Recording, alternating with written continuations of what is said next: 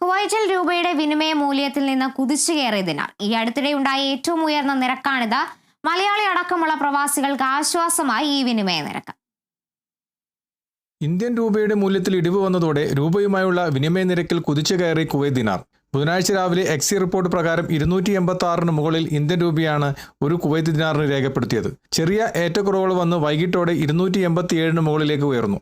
കഴിഞ്ഞ ദിവസങ്ങളിലും ദിനാർ രൂപയ്ക്കെതിരെ കുതിപ്പ് നടത്തിയിരുന്നുവെങ്കിലും അടുത്തിടെയുണ്ടായ ഏറ്റവും ഉയർന്ന നിരക്കാണ് ബുധനാഴ്ച രേഖപ്പെടുത്തിയത്. ഇന്ത്യൻ കയറ്റുമതിയിൽ US ഉയർന്ന താരിഫ് നിരക്ക് ഏർപ്പെടുത്താൻ സാധ്യതയുണ്ട് എന്ന ആശങ്കയാണ് ഇന്ത്യൻ രൂപയുടെ ദുർബലാവസ്ഥയ്ക്ക് കാരണമായത്.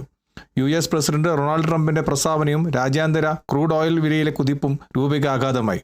ഇതിനു പുറകെ രൂപയുമായുള്ള വിനിമയ നിരക്കിൽ GCC രാജ്യങ്ങളിലെ കറൻസികൾ ഉയർച്ച കൈവരിച്ചു.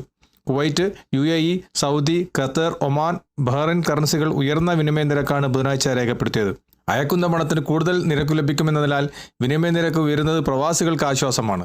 നാട്ടിലേക്ക് പണമയക്കാൻ നിരവധി പേർ ഈ സമയം പ്രയോജനപ്പെടുത്തി. കുവൈത്തിൽ നിന്നും കേരള വിഷന് വേണ്ടി IV സുനേഷ്, വെങ്ങര.